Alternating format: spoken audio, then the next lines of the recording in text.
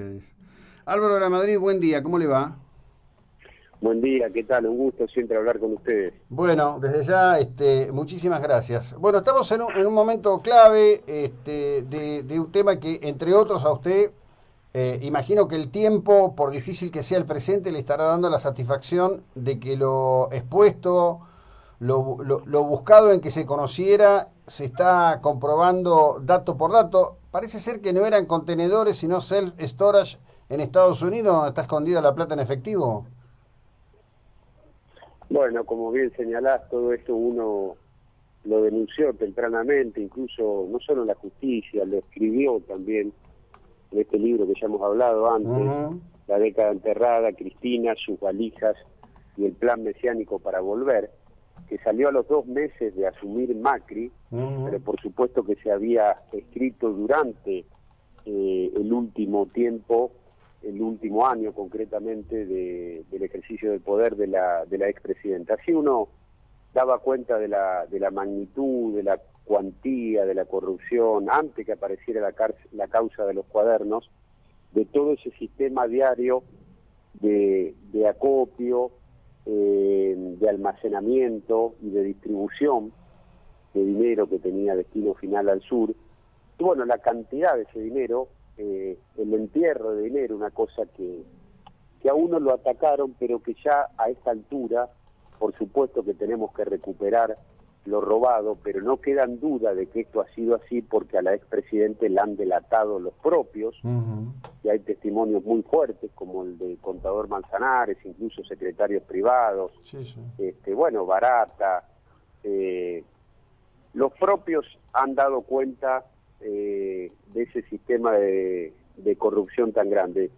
Lo que nos ha pasado es que uno lo señaló y también ayer me lo decían en una entrevista en la radio que se acordaban aquí en Buenos Aires. Yo decía en aquel entonces, cuando asumió el presidente Macri, que como la corrupción había sido tan increíble, inédita en la historia del país, y esto no quiere decir que no haya habido corrupción antes del Ujú. kirchnerismo, que no haya ahora, uno habla de la cuestión de organizar un gobierno para delinquir, para Claro. cometer delito todos los días, eso necesitaba una respuesta extraordinaria, porque si no iba a pasar como una especie de CONADEP de la corrupción, Claro. donde se pudiera juntar y unificar toda la prueba, sino iba a pasar lo que terminó pasando. La proliferación de causas, de jueces, de fiscales, que la gente se canse de esta cuestión y que empiece a dudar prácticamente de todo, algunos sostengan que son operaciones, que la expresidenta pueda llegar incluso a sindicarse como perseguida política. Bueno, ese es el riesgo de no haber dado una respuesta institucional acorde a lo extraordinario que había sido ese sistema de corrupción. Claro, ahora en este sentido, bueno, qué sé yo, la verdad que el destino ha tejido de un modo absolutamente extraño, ¿no? Alrededor de lo que se denomina causa de los cuadernos, que hay que decir hoy, debe ser una de las causas más fundamentadas en prueba que se han conocido jamás en la Argentina, ¿no? Porque cuando pensábamos en una CONADEP de la corrupción, yo recordaba las comisiones investigadoras, post-Perón, que en definitiva terminaron absolviendo a todos los que habían encausado en un contexto donde nunca sabré, porque yo era muy chico, pero qué fue lo que ocurrió en definitiva y donde eso permitió que luego se reciclaran como víctimas una cantidad de sujetos que a lo largo del tiempo le han hecho un daño inconmensurable a la Argentina, ¿no? Sí, claro, eso es cierto, pero uno lo dice desde el punto de vista de que eh, la respuesta tenía que ser ante una situación extraordinaria, uno institucionalmente debe dar una respuesta extraordinaria, Sí, claro. ¿sí? Como ocurrió con la AMIA, que se creó una fiscalía especial, y así todo, siempre hay dificultades. Imagínense si no se hace de ese modo. Bueno, Ujú. hoy vemos, como bien decías, la magnitud de esta causa, ¿no?, de los cuadernos, Sí. que involucra a empresarios y pone blanco sobre negro sobre lo Ujú, que era ujú. ese mecanismo. Pero uno ha denunciado también, porque siempre estamos como corriendo de atrás y orillando en querer comenzar a investigar la verdadera dimensión de esa corrupción, uno ha denunciado como bien lo sabés, que toda esa corrupción no tenía que ver solamente con fronteras adentro, con el transporte, con la energía, con la obra pública, con los préstamos fiduciarios, con ENARSA, sino que también tenía nexos, vínculos y conexiones internacionales, como lo he señalado en mi último libro sobre Venezuela, y esto tenía que ver con Venezuela, la embajada paralela, los negocios con Miraflores, con la FARC, y que explican todo eso, una cuestión que a veces no se habla tanto del anterior gobierno, que es la cuestión del narcotráfico. Claro. Y la peor herencia del kirchnerismo, que es la instalación definitiva del narco en la Argentina.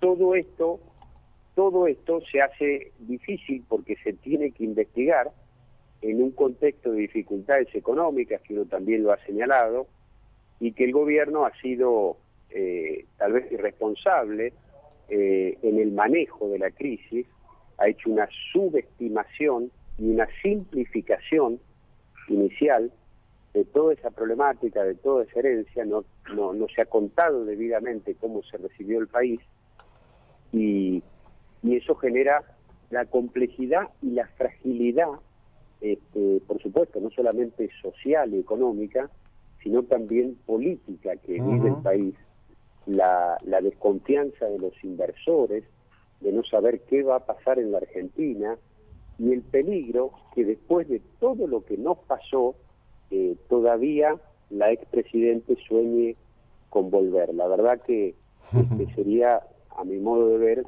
una gran involución y un gran problema para los argentinos, ¿no? Sí, yo hoy rescato dos cosas. Muy tempranito lo subí en las redes. Hay unas expresiones de Marcos Mustok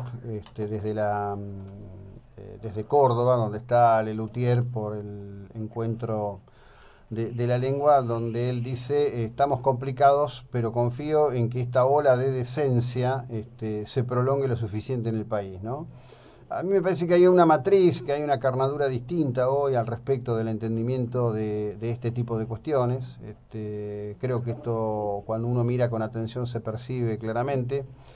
La verdad que yo no utilizo la figura creada por Durán Barba del Círculo Rojo, pero sí digo que hay un contexto de intereses que en algún caso llamo la mafia del Zócalo Rojo, que agita vulgarmente muy pocos temas de lo que efectivamente ocurre en Argentina, y obviamente eso es difícil. Ahora, quiero cerrar con esto preguntándole, como dirigente del radicalismo, Federico Starani dijo hace unas horas que no le extrañaría que Cambiemos se rompa. ¿Usted qué lectura tiene de eso? Bueno, lo que yo veo, lo he escrito en una columna en mi podcast, el tiempo de la Argentina, voy a empezar de lo general a lo particular, el tiempo de la Argentina hace que debamos discutir los grandes temas nacionales, y más en una elección presidencial, y que esté garantizado el debate, y que realmente ese debate sea enriquecedor, y que hay tanto por discutir, tanta cosa importante, que ese debate no puede ser asfixiado, intoxicado, y no puede ser empobrecido tampoco con consignas, con eslogan y con cuestiones simples. En ese contexto, creo que el radicalismo, puntualmente, con el partido, que ha marcado diferencias con el gobierno, que las ha expresado a lo largo de lo que han sido sus decisiones, sus políticas, en varias cuestiones que ya son de conocimiento público, es necesario que haya, a mi modo de ver, internas, que haya la posibilidad de competir. A un gobierno no se lo ayuda solo con lealtad, sino que se lo ayuda realmente con otra mirada, con otro punto de vista, con otras propuestas, con ideas diferentes.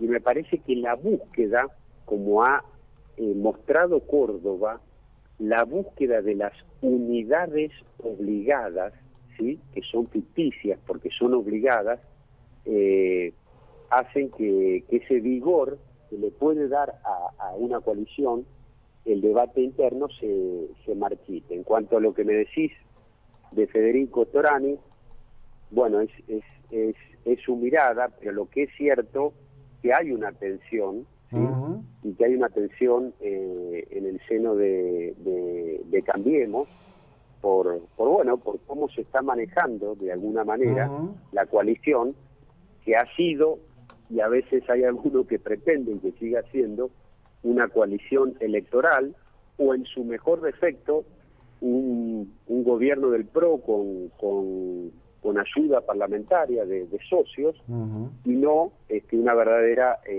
coalición de gobierno. La verdad que yo no creo que sea malo, ya te digo, ir a internas y discutir, y sobre lo que va a pasar en la cuestión de fondo, es una cuestión que se va a resolver sin lugar a dudas en la convención del partido, que creo que va a ocurrir a fines de mayo. Sí, eso por lo menos lo que está pidiendo Gerardo Morales, ¿no? En este sentido, bueno, esperemos que impere la cordura. Yo, por lo que veo y por lo que advierto, es complejo manejarse con... Son dos culturas muy confrontativas, la cultura del PRO y la cultura de la Unión Cívica Radical. Lo que no ayuda a nada, y a mí me asombra, yo lo conozco a Federico casi de toda una vida, podría decir, es que no haya la madurez de entender que estas cosas se debaten por afuera y no por los medios. La verdad que en ese sentido me parece una reverenda torpeza. Pero bueno, nada, son cosas que pasan. No van a quedar en ningún libro de historia. Este, bueno, Álvaro, muchísimas gracias. Buena jornada, muy amable. Muchísimas gracias por el llamado. Un saludo a toda la gente de Mar del Plata. Bueno, Álvaro de la Madrid,